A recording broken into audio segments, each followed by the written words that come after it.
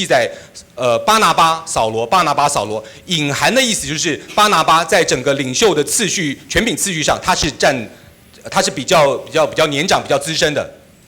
However, after the conversion of the Roman proconsul, Paul's name comes first. It is now Paul and Barnabas. Paul and Barnabas. 但是等到这位罗马方伯信主之后，从此使徒的行传的记载就变成了保罗巴拿巴，保罗巴拿巴。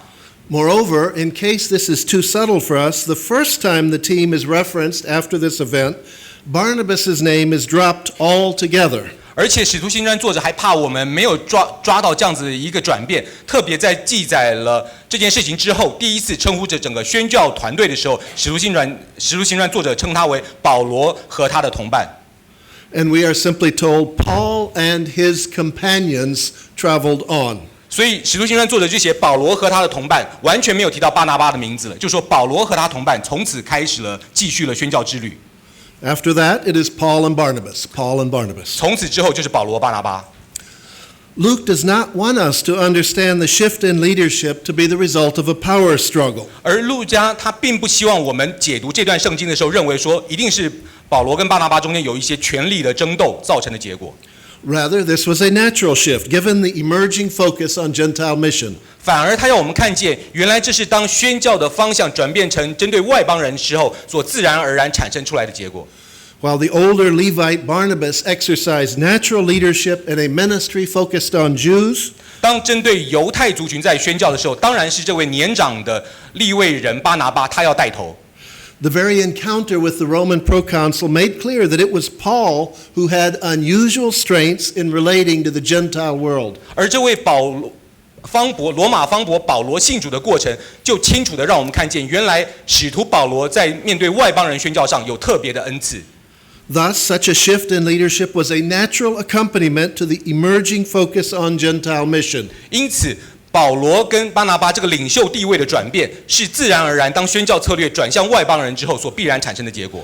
Paul now moves into his central calling, announced 14 years earlier as an apostle to the Gentiles. 保罗终于进入了14年前神呼召他作为外邦人使徒的角色当中。Barnabas, from every indication, was fully supportive. 而从圣经的各样蛛丝马迹看起来，巴拿巴完全支持这样的转变。A third way in which Luke marks the catalytic nature of the event is by giving us a lengthy exposition of what their message and ministry looked like in the next place of ministry. 而路加使徒行传作者为了让我们更清楚看见这样宣教策略的转变，因此在接下来的章节当中清楚了陈述保罗他宣讲的内容。In Pisidian Antioch, Paul preaches in a synagogue explicitly mentioning the Gentiles who are present. 而保罗在比西底的安提阿的讲道当中，你清楚看见保罗特别的提到了在场还有外邦人在当中。He says his message of salvation is for Jews and Gentiles. 他说这救恩的道是给犹太人也要给外邦人的。And that through Jesus forgiveness of sins is offered to everyone who believes. 而透过耶稣基督所带来的罪得赦免的恩典跟救赎是要给所有相信的人。It does not require, it was not contingent on following Jewish law. 并不需要也并不取决于你是否遵行了犹太教的那些律法。The Gentiles who are present, this salvation was not dependent on first adopting Jewish identity and practice. 从此救恩并不取决于你是不是先变成了犹太人，采用了犹太人的作息生活习惯，才能够得到救恩了。The Jewish leaders could no longer insist that anyone following God had to adopt Jewish identity and 而 practice. 在当地的那些犹太领袖再也不能坚持说，任何人想要得着耶和华神的救恩，必须先变成犹太人。Not surprisingly, the synagogue leaders, jealously protective of their role and the centrality of Jewish identity and practice, vigorously opposed the message. 所以可想而知，当地的那些会堂的领袖，他们当然会又嫉妒又极端的想要来迫害、来反对保罗所传讲的信息。Paul and Barnabas say, "We now turn to the Gentiles." 所以保罗跟巴拿巴后来说，我们现在要转向外邦人去了。And the Gentiles who heard them were glad, and many believed, and the word of the Lord spread. 而听见保罗传福音的那些外邦人，很多人大大的高兴，很多人就接受了耶稣。From this point onward, this was their pattern of ministry. 而从此之后，就开启了一个整个他们侍奉的一个新的模式。At the end of their first missionary journey back in Antioch, they report what God had done and how God had opened a door of faith to the Gentiles. 而到了整个宣教之旅结束的时候，他们回到了安提阿，反国述职，回报给教会的人，在整个过程当中，神怎么使用他们，大开了外邦人信主的门。2,000 years later, 2000年后， in a conference where people probably have eaten pork in the last day or two, 玉米 pork, pig meat, bacon. 所以像今天这样的特会，在座一定很多人这2天肯定吃过猪肉。And where nobody cares who's circumcised or not. 我们也没有在乎，没人关心你旁边的人是不是已经先受过割礼了。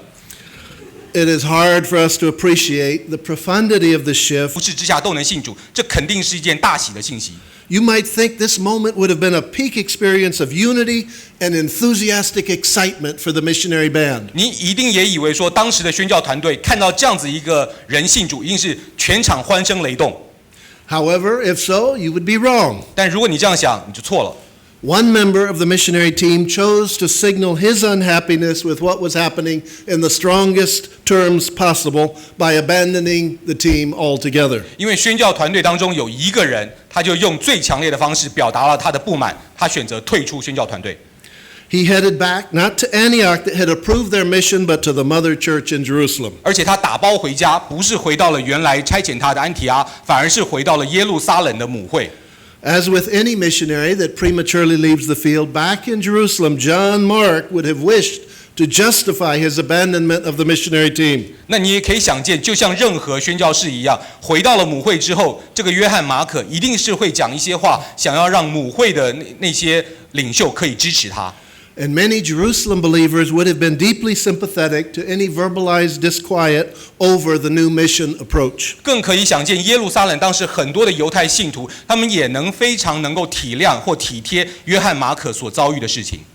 With news of the new approach conveyed by John Mark, 而约翰马可所回报的这个保罗他们采用的一个新的宣教的策略， and perhaps other travelers, 甚至可能还有一些其他的人也回报了类似的信息到耶路撒冷去。 it was not long until a band of Jewish Christians from Jerusalem organized their own mission team to follow Paul and Barnabas and insist all Gentile converts must Judaize to be genuine followers of Jesus. 所以也就难怪没有多久，耶路撒冷那些犹太的基督徒呢，就差派了他们自己的宣教团队，跟随了保罗跟巴拿巴的足迹，去告诉当地的刚信主的那些人说，你们必须要接受犹太教，必须要变成犹太人才能够得救。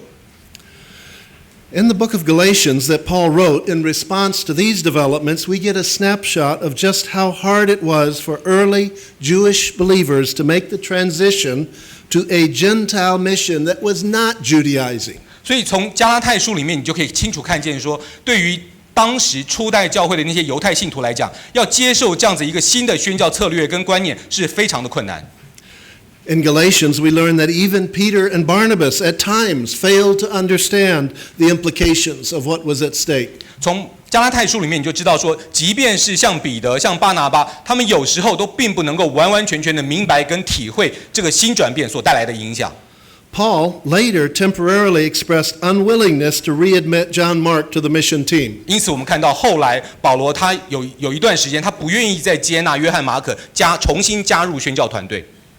This was perhaps not because he was an old-fashioned missionary who didn't like quitters when the response was discouraging. 这并不代表说保罗好像他就是那种传统的老宣教士的观念，不喜欢那些当我们宣教的成果开始遇到挫折的时候呢，就有人退出团队，他不喜欢这种人，不是这个。But rather distrust for someone who, when the response had been very encouraging, demonstrated by his departure a lack of support for the new missiological model of Gentile mission. 反而保罗最在乎的是，当我们宣教的成果开始结出果子的时候，竟然有宣教团队的成员不认同我们新的宣教策略跟方向，而选择了退出。保罗不接受这样的人。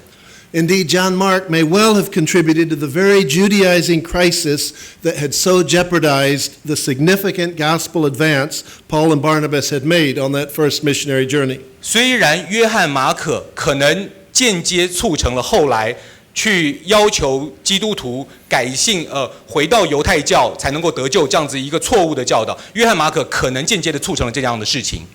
Of course, later on, Paul would come to acknowledge Mark as a wonderful partner in Gentile mission. 但是我们都知道，到了后面，保罗其实还是很欢喜快乐的接纳了约翰马可，重新成为宣教团队的一员。Paul was a remarkable missionary. 保罗是一个很棒的宣教士。His primary socialization had taught him to reject all Gentile offers of food as unclean. 保罗从小成长的过程教导他的是，要跟所有外邦人一切的食物，那些不洁净的东西，全部划清界限的。Such a rejection creates great social distance between people. 而这样子划清界限，就使得保罗或者犹太人跟其他人中间产生了很大的距离跟鸿沟。However, he underwent a profound paradigm shift, coming to affirm in Romans 14:14 that no food is unclean of itself. 但是保罗自己却经历了非常大的典范转移的过程，以至于他可以在罗马书14章那边说到说，凡物本身本来没有不洁净的。In 1 Corinthians 10, he told Jewish believers, eat whatever Gentiles put in front of you. 甚至到哥林多前书，他可以告诉那些所有的信徒说，外邦人摆在你们面前的食物，你们尽管吃。Don't ask any questions for conscience sake. 不要为了良心的缘故去问任何问题。He modeled this in his own life. 而保罗自己就做了最好的榜样。With fellow Jews, Paul ate like a Jew in order to win Jews. 跟犹太人在一起，保罗吃东西就像犹太人，为了要赢得犹太人。However, with Gentiles, Paul ate whatever they set before him. 但是如果跟外邦人在一起呢，保罗是什么摆上来的，他都吃。He writes, I have become all things to all people that I may by all means save some. 所以保罗他可以写到说，像什么样的人我就做什么样的人，无论如何总要救些人。And as a missionary to Gentiles, Saul became Paul. 而为了要作为一个真正外邦人的宣教士，扫罗从此就变成了保罗。Like my father, whose reputation among the Syriano was earned under the name戴紹曾，就像我的父亲，他在服侍的原住民族群当中，他的名字就叫做戴紹曾。Rather than peri priest, so our apostle of the Gentiles achieved renown as a missionary, not under the Jewish name Saul, but under the Gentile name Paul. 我的父亲改了名字，就像使徒保罗一样，为了要服侍外邦人，他的名字也从扫罗改成了保罗。You might think that initial ethnocentrism in gospel witness was a one-time problem uniquely faced by Jewish believers. 讲到这边，或许有人以为说，这个面对犹太人种族为中心，这个种族为中心的概念呢，可能只有在第一世纪针对当时的犹太信徒才会发生。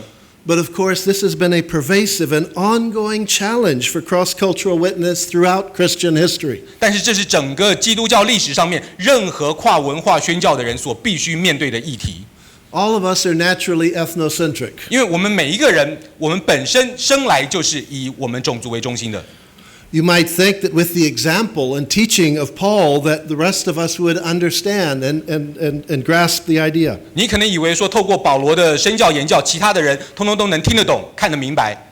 However, through much of Christian history, we misunderstood even the significance of the shift from Saul to Paul in the biblical narrative. 但是在整个教会历史上，你看到许许多多都误解了保罗他的名字为什么要从扫罗变成保罗中间的缘由。This was often read as a marker of conversion rather than of missiological adjustment. 往往教会历史上解读扫罗转变成保罗这样的转变，认为就是信主的转变，却误会或忽略了这原来是一个宣教策略或宣教学上面的一个典范的转移。Paul, I argue, was not the name of a convert, but of a missionary entering into the cultural world of his audience. 所以我认为保罗之所以叫做保罗，不是因为他归信了进入耶稣基督的名下，而是为了他要把福音带进了一个外邦人的文化处境当中。And yet at many times of Christian history, missionaries have turned it around and said, not we adjust, but we should make converts make cultural adjustments to us. 但是历史上却一而再再而三的发生，宣教士不是宣教士自己改变来进入对方的文化，而是要求信主的人改变他们的文化来进入宣教士自己的文化当中。Often this took the form of saying you must take a Christian name. 通常这样子的这个的心态会反映在什么呢？会要求刚信主的人，你一定要给自己取一个基督教或基督徒的名字。From Congo to India or Java, missionaries insisted the names given by parents were pagan names, unclean names that must be rejected and replaced with Christian names. 所以世界各地你都看得到，宣教士要求那些刚信主的人要改变他们从祖先或父母给他们的名字，要选择一个基督教的名字，因为认为过去的名字不干净。